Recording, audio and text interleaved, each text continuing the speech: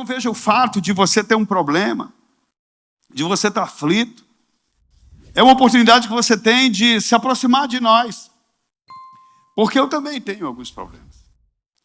Muitos de nós temos o hábito de parecer uma coisa, parecer que está tudo bem, mas não está nada bem. E ele pensa que eu também está tudo bem comigo, mas tem algumas coisas que não estão bem. Mas eu digo para você que é algo estranho, porque mesmo diante dessas lutas, há uma esperança, há uma alegria, que eu sei que não vem de mim. Sabe o que pode ser, gente? A comunidade. A comunidade deve estar orando. A comunidade está aquecendo aquela brasa que está para apagar, mediante a luta da vida. Então veja que os aflitos, como eu já falei algumas vezes aqui, eles nos dão a oportunidade de exercer o amor. Os aflitos nos dão a oportunidade de socorrermos, de sermos altruístas, de nos colocarmos no lugar dele, nos dão a oportunidade de sermos generosos. Então, Deus, ele quer nos usar no meio da aflição. Muitas vezes você é o afligido, mas no outro momento sou eu o afligido, que preciso do socorro. Eu antes de entender certos conceitos de Deus, eu via pessoas, por exemplo, pedintes, como uma boa oportunidade para não ajudar. Sabe por quê? Porque eu sempre fazia por um julgamento. Quando eu ajudava, ou antes de eu ajudar, eu julgava. Eu dizia, esse cara vai pegar para comprar droga. Esse cara vai pegar, ele tem um negócio de pedinte. Você já parou? Você já fez isso também? Esse cara, ele está fingindo que ele precisa. Quando eu entendi que Deus vai julgar, não pelo que o cara está fazendo, mas pela intenção do meu coração, eu mudei. Porque cada vez que eu semeio, e eu semeio com justiça, generosamente, porque eu entendo que aquele cara está aflito, mesmo que ele possa talvez estar me enganando. Você acha que Deus vai abençoar quem? O cara que está enganando ou aquele que tem uma boa intenção? E como você não sabe, é melhor que você atenda ao aflito. O aflito te dá uma oportunidade de treinar o seu altruísmo, a sua generosidade. Te dá uma oportunidade de representar Deus.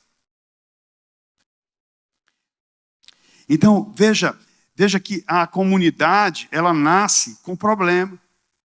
Ela nasce por causa dos aflitos. E somente na comunidade nós podemos ver consolo, socorro, esperança, ânimo, direção. Porque nós entendemos, por mais que aqui tenham empresários, tem pessoas que estão desempregadas. Tem diretores de empresa, tem autônomos. E sabe o que é que eu vejo diante dessa diversidade? Que nós somos iguais.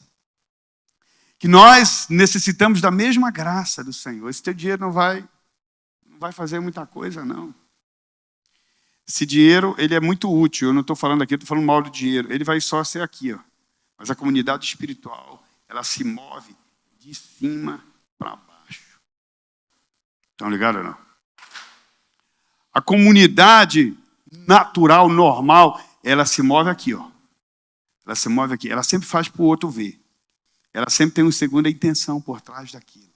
Às vezes ela faz até porque ela quer agradar a Deus. Está vendo aí, Deus? Como eu sou bonzinho. Como eu ajudei um fulano ali, né? Aquela pessoa que precisava. Deus não é afetado por isso. Então, amados, a igreja que é aqui que nasce a comunidade, precisa atentar para essas oportunidades de amar. Jesus, como ele disse, que ele nos amou primeiro. Ele nos viu antes. Ele viu a nossa dor antes, ele se entregou antes. Então, assim,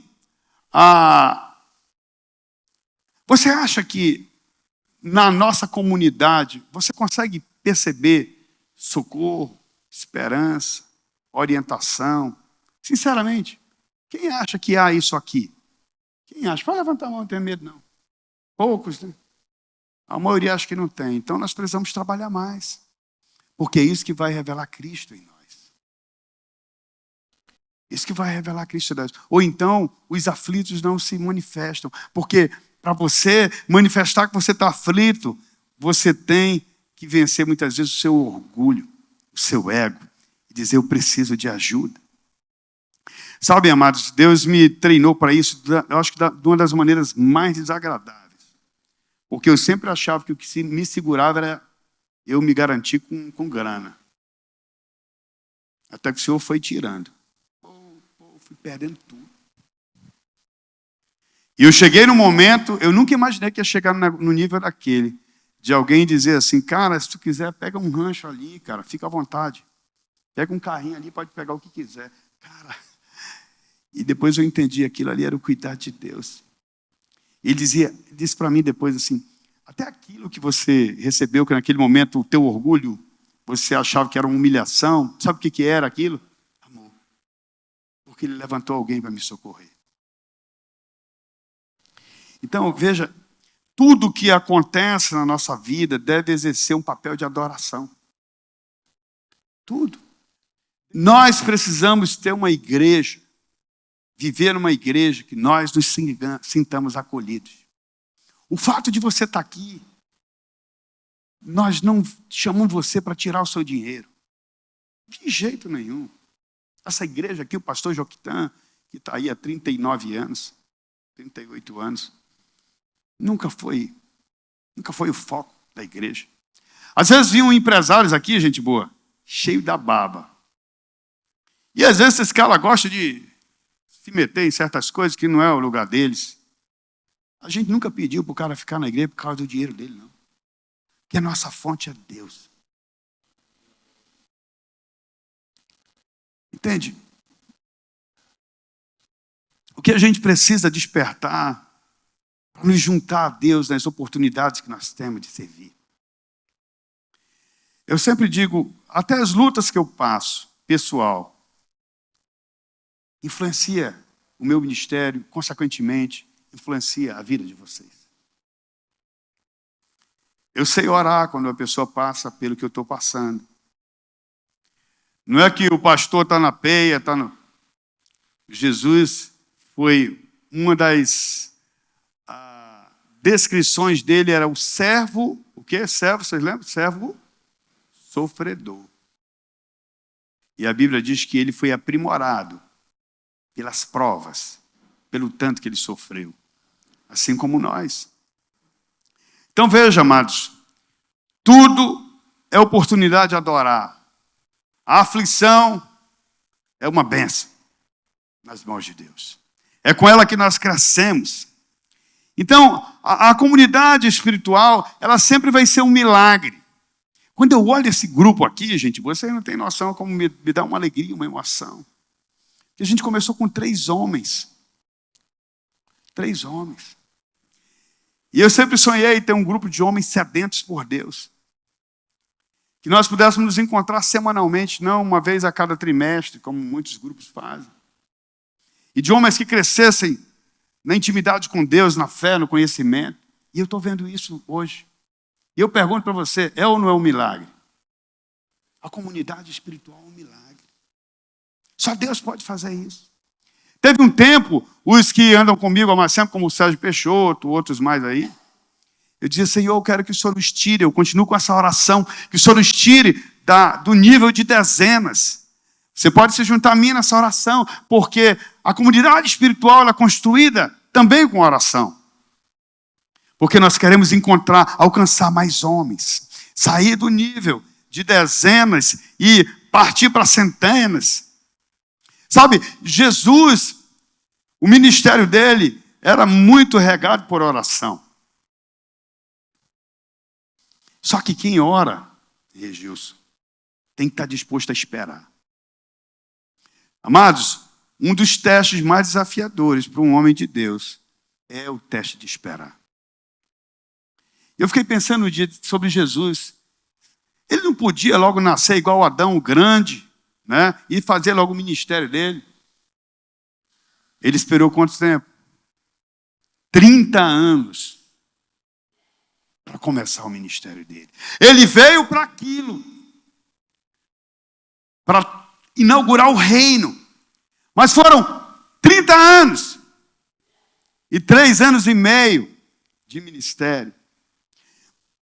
Então, a comunidade espiritual só vai nascer se a gente realmente crescer, se nós nos conectarmos a Deus a partir daquilo que nós já estudamos aqui, do recinto superior. Dependência, cuidado mútuo, né? Agir na direção do Pai. Sem isso não vai para frente. E o autor fala das 4 paixões espirituais que ele chama de adorar, confiar, crescer e obedecer. Vamos falar junto? Adorar, confiar, crescer e obedecer. Então a oração tem que fazer parte. Sabe por quê, meu? Porque Deus está no controle. Eu vou te falar, Deus não mente. Eu acredito em cada linha, em cada vírgula da palavra de Deus. Se Ele diz que Ele está no controle, acredite. Por mais difícil que esteja, Ele está no controle. Então, a palavra, nós vemos na palavra que Jesus, ele sempre começava primeiro com oração. E poucos talvez não atentaram, mas Jesus às vezes orava a noite inteira. E aí só no outro dia que ele começava o ministério dele. Então primeiro era a oração, depois que ele reunia com a comunidade, né? E só depois que ele enviava aqueles homens para alcançar outros. E eu posso dizer que o amigo de fé é fruto de oração, é um milagre. Esse ministério aqui é um milagre. Hoje, quando eu olho para trás, que nós tínhamos certas dificuldades, até administrativas, na estrutura da igreja. E eu olho e digo, Senhor, Tu estava nos treinando para que nós pudéssemos ir além, para que nós pudéssemos depender realmente de Ti. E que nós tivéssemos uma unidade, comunhão. Sabe o que é, gente? Quando a gente está em unidade, quando alguém está aflito, toda a unidade corre para socorrer. Seja em oração, seja ajudando, seja do jeito que for. Há uma energia, há um poder que se move entre nós e nós nos sentimos estimulados a socorrer. Por isso que o crescimento, a comunidade espiritual é um milagre. É um milagre. E eu falo aqui para vocês, alguém pode dizer assim, alguém chega comigo, não, pastor Rubem, você é muito perseverante, porque eu, no seu lugar, já tinha procurado outro ministério. Digo, pois é um milagre, né? Um dia, alguns anos atrás, um camarada, ele não está mais nem na IBU, ele passou por mim assim, pô, e aí como é que está lá terça-feira? A gente marcou a terça-feira, que era para o homem entender que era terça-feira o nosso e deu certo. Estão ligados ou não? Então, às vezes eu encontrava no corredor, o cara olhava para mim e ele já via terça-feira aqui. Eu me virava, cara, terça-feira. Ninguém queria terça-feira, né? Os mais antigos aí, não tinha nada praticamente na terça-feira. Aí virou a terça nobre, né? As terças-feiras. E um dia um camarada passou por mim, pastor Tony, e disse assim, e aí como é que está lá o negócio da terça-feira? Está meio devagar, né? Só que o cara não aparecia. Eu olhei para ele assim, não sei se está devagar, não. Você tem ido lá? Ele não sabia. Sabe por quê? Ele não entendeu a visão. Ele não estava em comunidade. Ele não tinha como sentir o que a gente sentia. Quem não está em comunidade, para ele estar em comunidade, ele tem que ser movido pelo Espírito. Porque na comunidade, o primeiro desejo da comunidade não é receber, é dar. Estão ligados? Primeiro é dar. Você tem prazer em socorrer. Em alguns casos, eu ligo para algumas de cara, a gente precisa se unir para socorrer o fulano. Tá bom, pastor, como é que faz? É rápido. Isso gera riqueza em todos os sentidos na comunidade. Porque nós estamos unidos. Você sabe que quando a gente vê uma fogueira, se você pega uma brasinha e tira ela e deixa ela fora do fogo, o que vai acontecer com aquela brasinha? Ela vai apagar. Porque ela não recebe energia dos outros. Ela não aquece. Por isso Salomão diz que insurge-se contra a verdadeira sabedoria aquele que se isola. Agora, tem uma coisa que eu noto na comunidade, e na nossa não é diferente. Nós já estudamos sobre a isca de Satanás aqui, né? Para nós ficarmos atentos para as ciladas, para as armadilhas do inferno, né? Mas assim, eu vejo que o que dificulta a implantação dessa comunidade espiritual, primeiro é entender a visão. Entender que não é eu, não é para mim. O propósito foi dado para mim, mas eu não faço só, nem Jesus fez só. Nós precisamos estar juntos. O que vai funcionar é essa brasa aquecida, essa fogueira, onde nós transmitimos energia um para o outro. Então, a visão ou a falta de visão vai atrapalhar, vai gerar resistência na comunidade. O outro é a insubmissão, a rebeldia.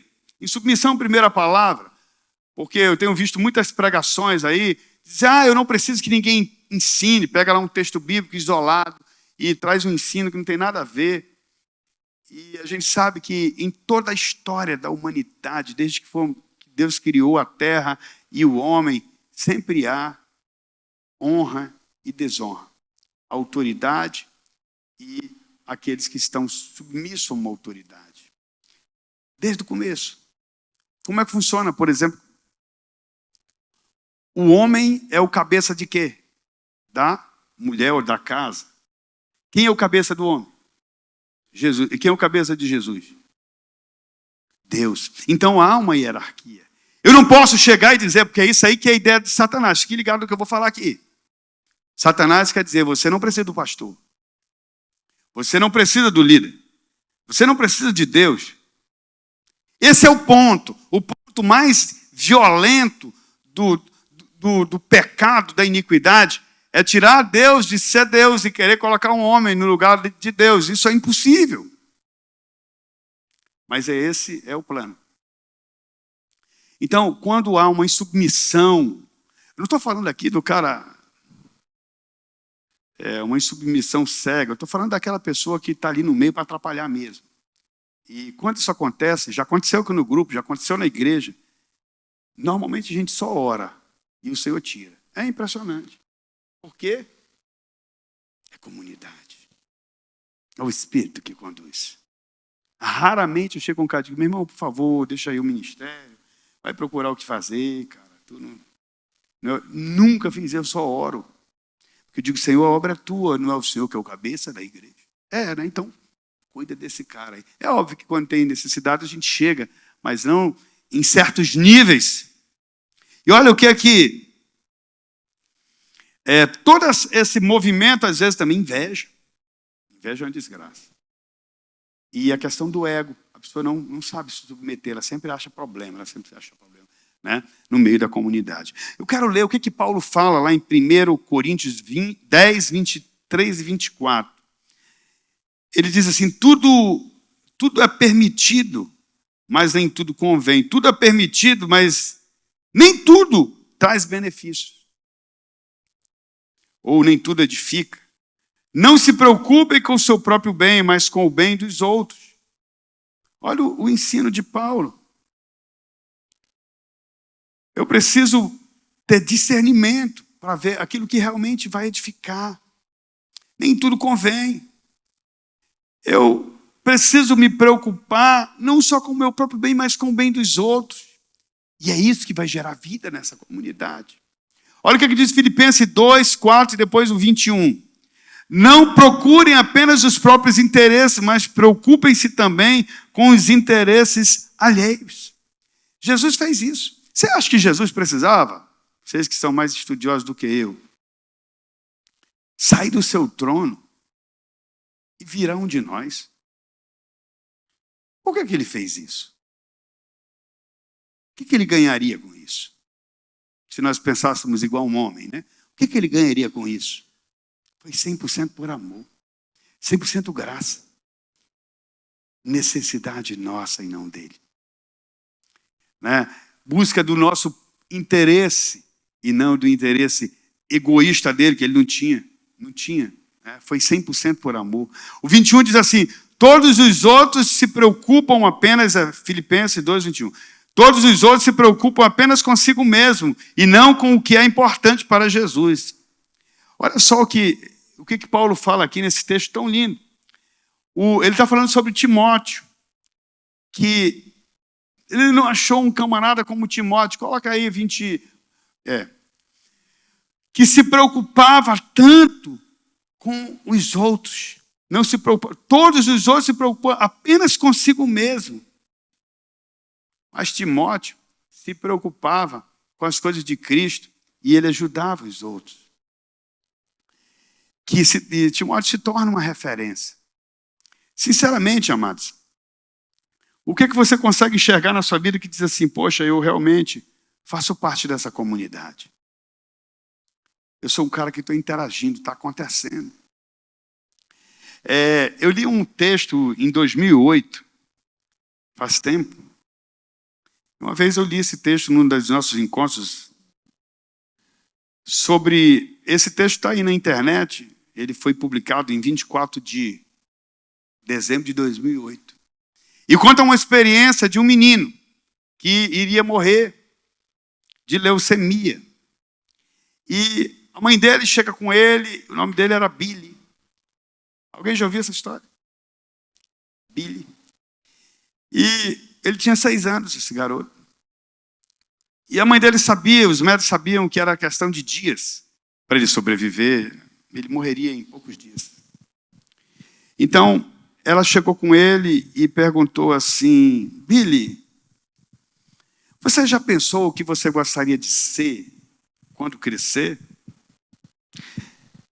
Já sonhou com aquilo que você gostaria de fazer com a sua vida? Aí o garoto responde para ela assim: mamãe, eu sempre quis ser um bombeiro quando eu crescesse. Aí a mãe sorriu para ele e disse: vamos ver o que podemos fazer para tornar o seu sonho em realidade. 6 anos o menino tinha. Mais tarde, naquele mesmo dia, ela dirigiu-se ao departamento de bombeiros da cidade, onde conheceu o bombeiro Bob. Guarde esse nome aí, se você conheceu o Bob, é gente boa. Quem sabe tem Bobs aqui. E o Bob tinha um coração grande. Explicou a ele o último desejo do filho e perguntou se seria possível dar ao menino de 6 anos um passeio ao redor do quarteirão num caminhão de bombeiro. O Bob disse: olha, podemos fazer mais do que isso. Se aprontar o seu filho às 7 da manhã na quarta-feira, nós o faremos bombeiro honorário por todo um dia. E ele pode vir ao quartel dos bombeiros comer conosco, sair para atender os chamados, etc. Se você disser o tamanho dele, conseguiremos um uniforme de verdade para ele, com um chapéu de bombeiro mesmo. Não um brinquedo com um emblema do corpo de bombeiro de Fênix. Um impermeável amarelo igual àquele que usamos e botas de borracha. Eles são fabricados aqui mesmo, na cidade, portanto, podemos conseguir depressa. Imagina, o cara tem um interesse desse por um garoto que ia morrer. Vamos para frente. 3 dias depois, o bombeiro Bob apanhou Billy, vestido em seu uniforme de bombeiro e acompanhou da cama do hospital à escada do caminhão. Billy conseguiu sentar-se na traseira do veículo e ajudou a manobrá-lo de volta ao quartel. Ele estava no céu. Houve 3 chamados de fogo naquele dia em Fênix e Billy compareceu a todos. Passeou em diferentes veículos da corporação, na van dos paramédicos e até no carro do chefe. Foi até mesmo filmado para aparecer no noticiário. Ter seu sonho realizado, com todo o amor e atenção que lhe foram concedidos, tocou Billy tão profundamente que ele viveu 3 meses a mais que qualquer médico acreditaria. Olha que exemplo de ver o interesse dos outros. Quantas vezes alguém diz para você uma coisa e você faz de conta que não ouviu e ele expressou uma necessidade que poderia ser impossível, mas você não fez nada. O chefe respondeu, olha esse chefe, o Bob, podemos fazer melhor que isso. Estaremos aí em 5 minutos. Você faria um favor? Quando ouvir as sirenes soando e as luzes piscando, pode anunciar pelo sistema de alto-falante que não é um incêndio. É somente o corpo de bombeiros chegando para ver um de seus melhores elementos uma vez mais. E você pode abrir a janela do quarto dele? Meu Deus. 5 minutos depois, um caminhão com guindaste e escada chegou ao hospital e estendeu a escada até a janela aberta no quarto de Billy, no 3º andar. Com um suspiro final, 16 bombeiros subiram pela escada até o quarto de Billy. Com a permissão da mãe do menino, eles o abraçaram e disseram a ele o quanto o amavam, e o quanto ele era importante para eles. Com um suspiro final, na hora da morte, Billy perguntou ao chefe, imagina uma criança olhar para um chefe, chefe, eu sou mesmo um bombeiro. O chefe Bob, depois de ouvir essas palavras e com os olhos cheios de lágrimas, olhou para Billy e respondeu, sim, você é um dos mais recentes bombeiros e um dos melhores. O garoto Billy sorriu, fechou os olhos e partiu para a eternidade. Quanto amor nós podemos ver expresso do chefe dos bombeiros, na sua corporação e em todo o hospital. Uma mãe que mesmo vendo seu filho nos últimos momentos de vida, resolveu fazer mais um pouco por ele. Esses dias eu estava com a minha esposa, hoje por sinal aniversário da minha mãe, eu tive com ela, 84 anos. E eu e minha esposa conversamos e dissemos assim, poxa, nós precisamos... Sempre que a mãe dela, da minha esposa, é um pouco mais nova do que a minha mãe, mas já está também numa certa idade. Ambas são viúvas. E a gente falou assim, sempre que elas pedirem alguma coisa, a gente precisa dar um jeito. Porque elas quase já não pedem nada.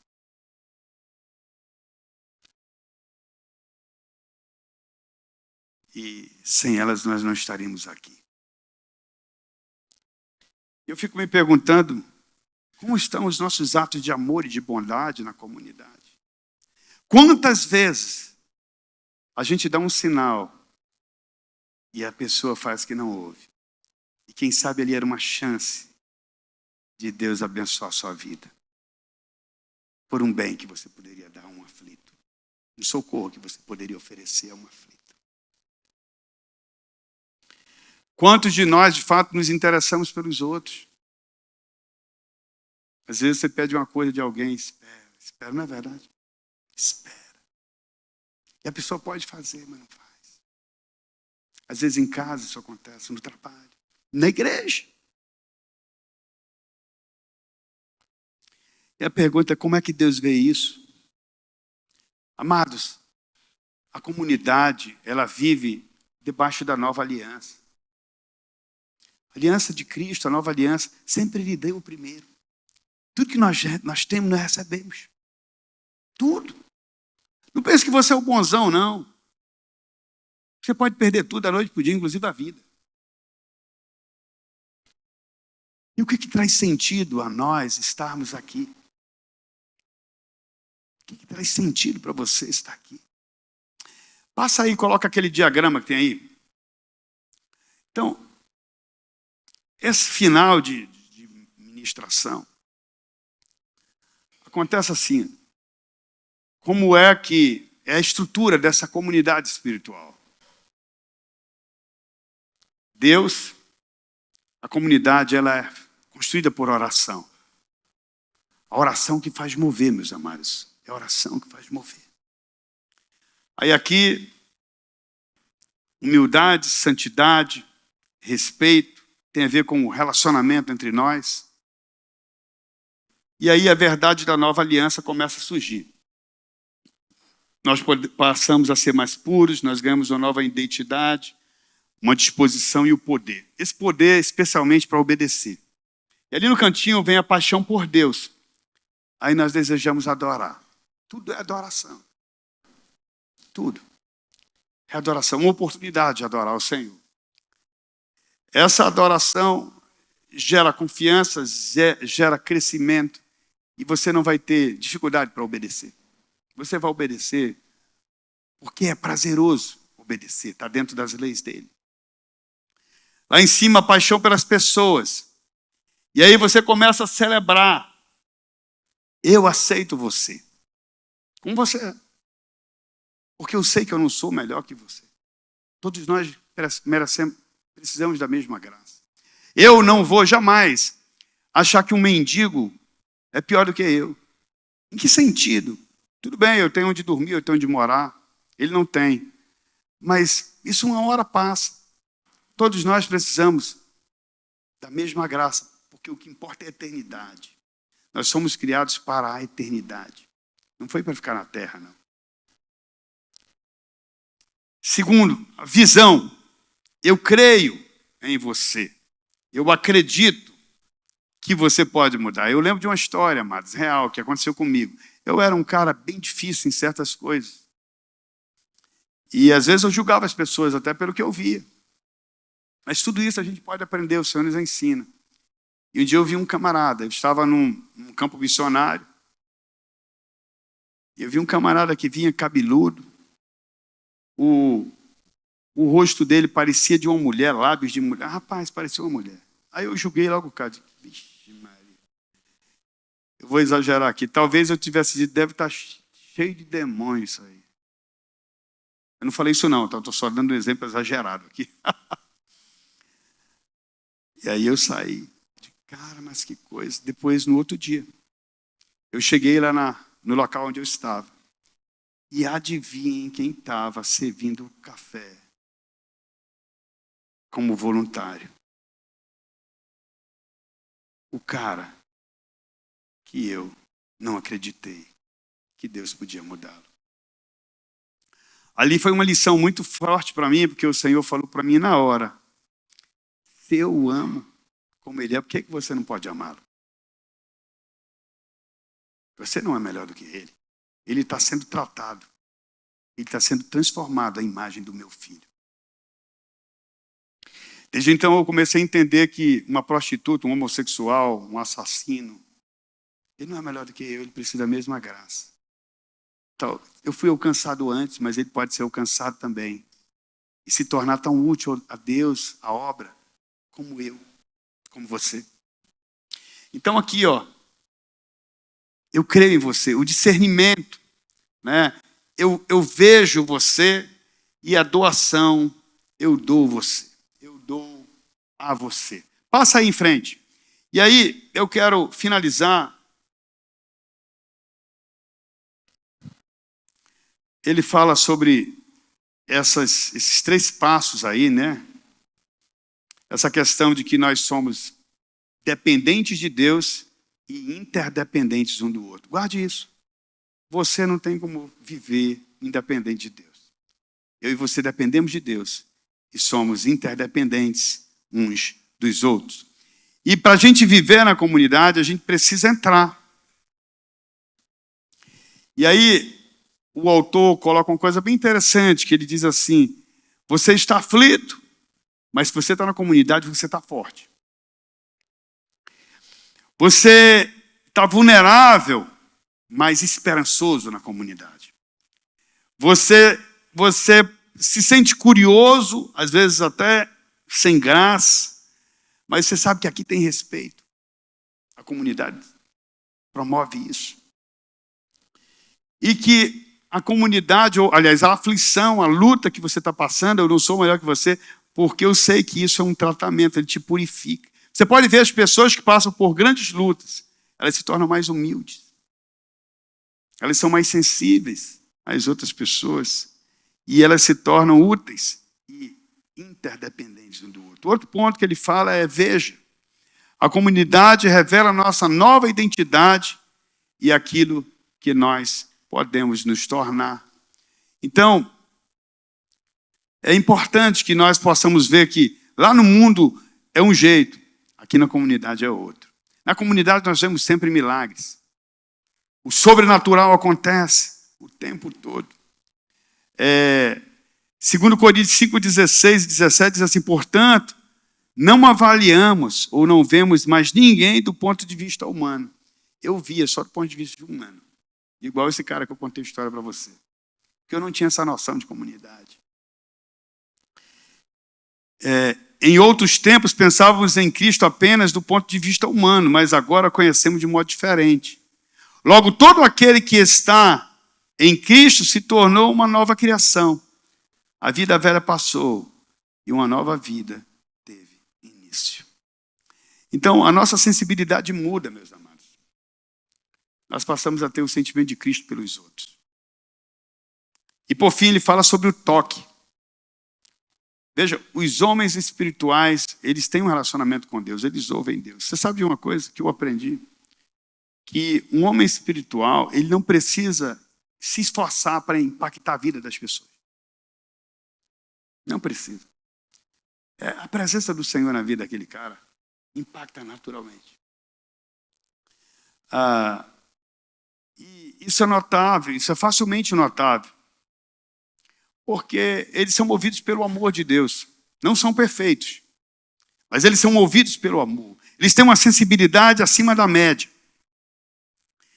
Eles atraem Deus, Deus os atrai, e Deus atrai outros através dele. Estão ligados ou não? E Deus deseja que você seja um desses. Um homem que atrai outros através ou a partir do amor de Deus. Eu quero concluir falando sobre Gálatas 2:20, que diz assim: eu fui crucificado juntamente com Cristo. E vivo não mais eu, mas Cristo vive em mim.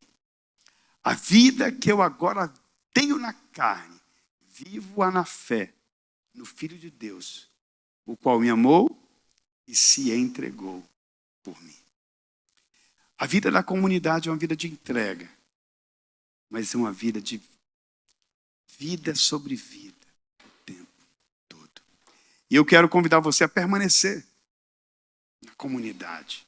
Lembre-se, quem está na comunidade doa mais do que recebe. Primeiro ponto é o interesse do outro.